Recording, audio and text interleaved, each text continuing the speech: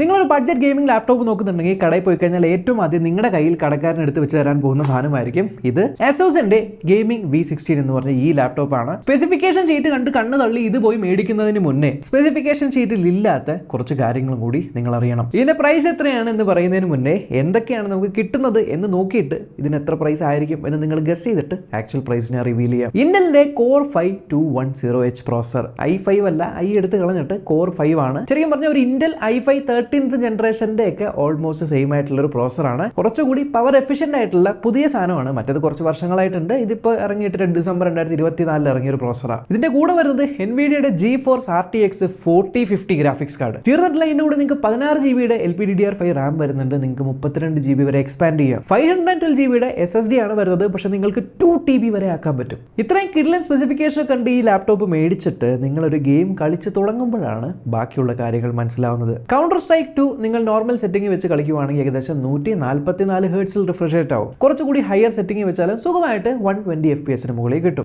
ഈ ടെക്നിക്കൽ ആയിട്ടുള്ള കാര്യങ്ങൾ പറഞ്ഞ് എത്ര പേർക്ക് ലാപ്ടോപ്പിനെ പറ്റിയൊക്കെ മനസ്സിലാവുമെന്ന് അറിയില്ല. അതുകൊണ്ട് എനിക്കിതൊന്നും അറിയില്ല. ഞാൻ എല്ലാ ഗെയിംസും ഇൻസ്റ്റാൾ ആക്കി ജസ്റ്റ് പ്ലേ ചെയ്ത് നോക്കി. എനിക്ക് അറിയാവുന്ന കുറേ ഗെയിംസ് ഇൻസ്റ്റാൾ ചെയ്തിട്ടൊക്കെ പ്ലേ ചെയ്ത് നോക്കിയപ്പോൾ എനിക്ക് ഒരു കാര്യം മനസ്സിലായി. ബേസിക് ആയിട്ടുള്ള ഗെയിമും കാര്യങ്ങളൊക്കെ അത്യാവശ്യം കുഴപ്പമില്ലാണ്ട് കളിക്കാനായിട്ട് പറ്റുന്നുണ്ട്. ബട്ട് ഭയങ്കര ഹൈ എൻഡ് ഗെയിംസ് ഒന്നും ഇതിനകത്ത് കളിക്കാൻ എനിക്ക് അത്ര സുഖം തോന്നിയില്ല. 4050 ആയിട്ടും എന്തുകൊണ്ടാണ് അങ്ങനെ സംഭവിച്ചതെന്ന് വെച്ചാൽ വേറെ ഒന്നുമല്ല, ഇതിന്റെ TGP എന്ന് പറയുന്നത് ജസ്റ്റ് 65 വാട്ടേ ഉള്ളൂ. അതായത് തോക്ക് തരാം പക്ഷെ വെടിവെക്കാൻ പറ്റില്ല എന്നുള്ളൊരു അവസ്ഥയാണ്. സോ ബേസിക്കലി ഈ ഒരു പ്രോസറിൽ ഈ ഒരു 65 വാട്ടിന്റെ TGP ആണെങ്കിൽ അത് ശരിക്കും പറഞ്ഞാൽ ഇതിന് മുന്നത്തെ ഒരു 3050 ഗ്രാഫിക്സിന്റെ അത്രയൊക്കെ മാത്രമേ പെർഫോമൻസ് ഉള്ളൂ. സോ നമ്പർ കണ്ട് ആരും പോയി വീഴണ്ട. ഇനി എഡിറ്റിംഗ് ചെയ്യാൻ പറ്റുമെന്ന് വെച്ചാൽ യെസ്, 4K എഡിറ്റിംഗ് ഒക്കെ സ്മൂത്ത് ആയിട്ട് നമുക്ക് ചെയ്യാനായിട്ട് പറ്റുന്നുണ്ട്. പക്ഷെ അവിടെ ഒരു ചെറിയ ക്യാച്ച് ഉണ്ട്. എന്താണെന്ന് പറയാം. ബട്ട് എഡിറ്റ് ചെയ്യുമ്പോഴും ഗെയിം ചെയ്യുമ്പോഴും ഹീറ്റിംഗ് ഉണ്ടോ എന്ന് ചോദിച്ചാൽ മുകളിലുള്ള ഫംഗ്ഷൻ കീസിന്റെ അവിടെ നമ്മൾ തൊട്ട് നോക്കുമ്പോൾ ചെറിയൊരു വാംത്ത് ഉണ്ട്. ഇതിനകത്ത് 2 ഫാൻസ് ഉണ്ട്. ആൻഡ് നോർമലി നമ്മൾ എഡിറ്റിംഗ് ഒക്കെ ചെയ്യുന്ന സമയത്ത് യൂസ് ചെയ്യുമ്പോൾ ഫാൻ നോയ്സ് അത്യാവശ്യം ഉണ്ട്. ആൻഡ് യെസ്, നിങ്ങൾക്ക് വേണമെങ്കിൽ ഫാനിന്റെ സ്പീഡ് കുറച്ച് വെക്കാം. അതിനനുസരിച്ച് പെർഫോമൻസിനെ ഇമ്പാക്ട് ചെയ്യും.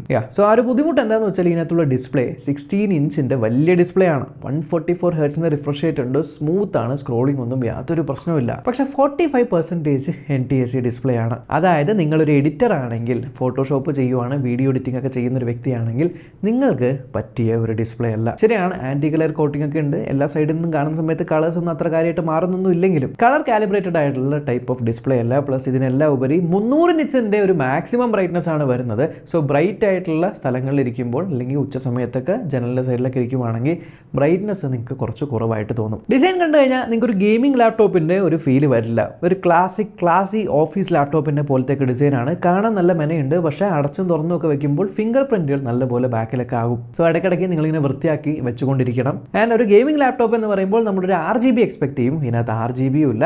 ഒരൊറ്റ ബ്ലൂ കളർ ലൈറ്റാണ് നമ്മുടെ കീബോർഡിൻ്റെ ബാക്കിൽ വരുന്നത്. അത് വേണമെങ്കിൽ നിങ്ങൾക്ക് ബ്രൈറ്റ്നസ് 3 ലെവലിൽ അഡ്ജസ്റ്റ് ചെയ്യാനായിട്ട് പറ്റും. ഇതിൻ്റെ വെയിറ്റ് നോക്കുകയാണെങ്കിൽ ഏകദേശം 1.95 kilograms ആണ്. അതായത് ഏകദേശം 2 കിലോ അടുത്താണ് ഇതിൻ്റെ വെയിറ്റ് വരുന്നത്. ഓക്കെ, ഫോർ ഗെയിമിംഗ് ലാപ്ടോപ്പ് 2 കിലോൻ്റെ താഴെ എന്നുള്ളത് ഇറ്റ്സ് ഓക്കെ. ഇതൊരു ഡീസൻ്റ് ആയിട്ടുള്ള വെയിറ്റ് ആണ്. എന്നാലും നിങ്ങൾക്ക് 1 ഹാൻഡ് വെച്ച് ഇതിൻ്റെ ലിഡ് ഓപ്പൺ ചെയ്യണമെങ്കിൽ 1 ഹാൻഡ് ലിഡ് ഓപ്പറേഷൻ അല്ലെങ്കിൽ 1 ഹാൻഡ് ലിഡ് ഓപ്പണിംഗ് കുറച്ച് ബുദ്ധിമുട്ടാണ്. ബട്ട് ഇങ്ങനെ 180 ഡിഗ്രിയിലേക്ക് നമുക്കിത് തിരിക്കാനായിട്ട് പറ്റും. ആൻഡ് കുറച്ച് സ്ക്രീൻ വോബിൾ നമുക്ക് കാണുന്നുണ്ട്. ഫുൾ സൈസ് കീബോർഡാണ് വരുന്നത്. നിങ്ങൾക്ക് നംപാഡ് സ്പെഷ്യലായിട്ട് സൈഡിലുണ്ട്. ആൻഡ് ആ ഒരു WASD കീസ് സെപ്പറേറ്റ് ഒരു ട്രാൻസ്പെറൻറ്റ് അല്ലെങ്കിൽ ട്രാൻസ്ലൂസൻറ്റ് കളേഴ്സിലാണ്. സോ പെട്ടെന്ന് നമുക്ക് ഐഡന്റിഫൈ ചെയ്യാൻ പറ്റുന്നുണ്ട്. ആരോ കീസും അങ്ങനെ തന്നെയാണ്. ആൻഡ് യെസ്, കീബോർഡ് എനിക്ക് ഇഷ്ടമായി. ടൈപ്പ് ചെയ്യുന്ന സമയത്തൊക്കെ അത്യാവശ്യം നല്ല ട്രാവൽ ഉണ്ട്. ഇങ്ങനെ അമർത്തുമ്പോൾ ഒരു ടൈപ്പ് ചെയ്യാൻ രസമുണ്ട്. ആൻഡ് വലിയൊരു ട്രാക്ക് പാഡാണ്. ട്രാക്ക് പാഡും അത്യാവശ്യം നല്ല റെസ്പോൺസീവ് ആണ്. ജസ്റ്റേഴ്സും പരിപാടികളും കാര്യങ്ങളൊക്കെ ഉണ്ട്. ട്രാക്ക് പാഡും കീബോർഡും എനിക്ക് നല്ലപോലെ ഇഷ്ടമായി. പോർട്സിൻ്റെ കാര്യം പറയുകയാണെങ്കിൽ നിങ്ങൾക്ക് 2 USB Type-A Gen 1 3.2 ports left ലോറിനും റൈറ്റ് ലോറിനും വരുന്നുണ്ട്. ഒരു Type-C പോർട്ട് വരുന്നുണ്ട്. PD ചാർജിങ് സപ്പോർട്ട് ചെയ്യുന്ന, അതും 3.2 Gen 1 ആണ്. തണ്ടർ പോർട്ടിന് സപ്പോർട്ട് ഇല്ല. ഹെഡ്ഫോൺ ജാക്ക് ഉണ്ട്. നമ്മുടെ പവർ അഡാപ്റ്റർ കുത്താനുള്ള ഹോൾ ഉണ്ട്. HDMI പോർട്ട് ഉണ്ട്. ഇഥർനെറ്റ് പോർട്ട് ഇല്ല. പിന്നെ Wi-Fi 6, Bluetooth 5.2, ഫ്രണ്ടിൽ 1080p ക്യാമറ ഉണ്ട്. ഫിസിക്കൽ ഷട്ടർ അവൈലബിൾ ആണ്. ഞാൻ താഴെയായിട്ട് 2 സൈഡിൽ നിങ്ങൾക്ക് 2 സ്പീക്കേഴ്സ് വരുന്നുണ്ട്. ആൻഡ് സ്പീക്കർ പെർഫോമൻസസ് ഒരു ആവറേജ്. ഇതിനകത്ത് ഞാൻ പറഞ്ഞ പോലെ 16 GB റാം ഉണ്ട്. നിങ്ങൾക്ക് എക്സ്പാൻഡ് ചെയ്ത് 32 GB റാം വരെ ആക്കാം, which is A good thing. പക്ഷേ സ്റ്റോറേജ് 512 GB ആണ് ബിൽറ്റ് ഇൻ ആയിട്ട് വരുന്നത്. സെക്കൻഡ് സ്റ്റോറേജ് ഇടാനുള്ള സ്ലോട്ട് നമുക്ക് അവൈലബിൾ അല്ല. പ്രൈമറി ആയിട്ടുള്ള സ്റ്റോറേജിനെ എടുത്ത് കളഞ്ഞിട്ട് വേണം കൂടുതൽ സ്റ്റോറേജ് ഇപ്പോൾ 1 TB 2 TB ഒക്കെ കൊണ്ട് എക്സ്പാൻഡ് ചെയ്യാനായിട്ട്. സോ അങ്ങനെയാണ് നമുക്കിത് എക്സ്പാൻഡ് ചെയ്യാൻ പറ്റുള്ളൂ. ഇനി ഞാൻ പറഞ്ഞു 4050 ഗ്രാഫിക്സ് കാർഡ് 65 വാട്ടിൻ്റെ മാക്സിമം TGP കിട്ടുള്ളൂ. ഇതൊരു 6 GB RAM വേരിയൻ്റ് ആണ്. അതിന് ലേറ്റസ്റ്റ് ആയിട്ടുള്ള പല ഗെയിമുകൾക്കും മിനിമം റിക്വയർമെൻറ്റ് ഇപ്പോൾ 8GB ഒക്കെ വന്ന് തുടങ്ങിയിരിക്കുമ്പോൾ 6GB എന്ന് പറയുന്നത് ഒരു ഫ്യൂച്ചർ പ്രൂഫ് എന്ന് നമുക്ക് പറയാനായിട്ട് പറ്റില്ല. ഇതിലെല്ലാം ഉപരി ഈ CPU-നും GPU-നും കമ്പൈൻഡ് ആയിട്ട് മൊത്തം 70 വാട്ടിൻ്റെ പവറാണ് യൂസ് ചെയ്യാനായിട്ട് പറ്റുന്നത്. വിച്ച് മീൻസ് 4050-യുടെ ആ ഒരു full potential already 65 what use ചെയ്യാൻ പറ്റില്ല, അതിൻ്റെ അത്രയും പോലും മുഴുവനായിട്ട് നമുക്ക് യൂസ് ചെയ്യാൻ പറ്റില്ല എന്നുള്ളതും ഒരു വിഷമിപ്പിക്കുന്ന കാര്യമാണ്. ഇതെല്ലാം ഉപരി 63 വാട്ട് അവറിൻ്റെ ഒരു ബാറ്ററിയാണ് ഇതിനകത്ത് വന്നിരിക്കുന്നത്. യെസ്, ഗെയിമിംഗ് ലാപ്ടോപ്പ് ആണ് എന്നുള്ളതുകൊണ്ട് ബാറ്ററി ബാക്കപ്പ് അധികമൊന്നും പ്രതീക്ഷിക്കേണ്ട, 2 to 3 മണിക്കൂർ മാത്രമേ വരുന്നുള്ളൂ.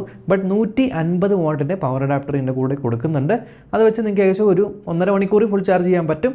നിങ്ങൾക്ക് വേണമെങ്കിൽ PD ചാർജിങ് ഉണ്ട്, 100 വാട്ട് വരെ, അത് വെച്ചും നിങ്ങൾക്ക് ചാർജ് ചെയ്യാം. ഓക്കെ, ഇത്രയും സ്പെസിഫിക്കേഷൻസ് വരുന്ന ഈ ഒരു ലാപ്ടോപ്പിൻ്റെ പ്രൈസ് നിങ്ങൾ എക്സ്പെക്ട് ചെയ്യുന്നത് ഒരു ബഡ്ജറ്റ് ഗെയിമിംഗ് ലാപ്ടോപ്പ് എന്നുള്ളതുകൊണ്ട് ഒരു 60Kൻ്റെ അറൗണ്ട് ആയിരിക്കും. ഞാനും സെയിം 60K ആണ് പ്രതീക്ഷിച്ചത്. ബട്ട് ലോഞ്ച് ആയിരിക്കുന്നത് 85Kക്കാണ്. ഇതിൻ്റെ കോർ 5 വേരിയൻറ്റ്. 87 എനിക്ക് തോന്നുന്നു 90Kക്കാണ് ഇതിൻ്റെ കോർ 7 വേരിയൻറ്റ് വന്നിരിക്കുന്നത്. സോ 85 അല്ലെങ്കിൽ 90 എന്ന് പറഞ്ഞൊരു പ്രൈസ് പോയിൻറ്റിന് ഈ ഒരു സ്പെസിഫിക്കേഷൻ എന്ന് പറയുന്നത് കുറച്ച് ബുദ്ധിമുട്ടായിട്ട് തോന്നും. കാരണം ഈ സെയിം പ്രൈസിൽ അസൂസിന് തന്നെ ടഫ് സീരീസിലുള്ള ലാപ്ടോപ്പ് വരുന്നുണ്ട്, ലെനോവോ LOQ വരുന്നുണ്ട്, ഏസറിൻ്റെ നൈട്രോ, അങ്ങനെ പല വേറെ ലാപ്ടോപ്സ് ഉള്ളത് കൊണ്ട് ഐ വുഡ് സേ ഇത് വെയിറ്റ് ചെയ്യുക. കുറച്ചുകൂടി പ്രൈസ് കുറഞ്ഞ് ഒരു 60,000-ൻ്റെ പ്രൈസ് പോയിന്റ് വരുവാണെങ്കിൽ this is really value for money.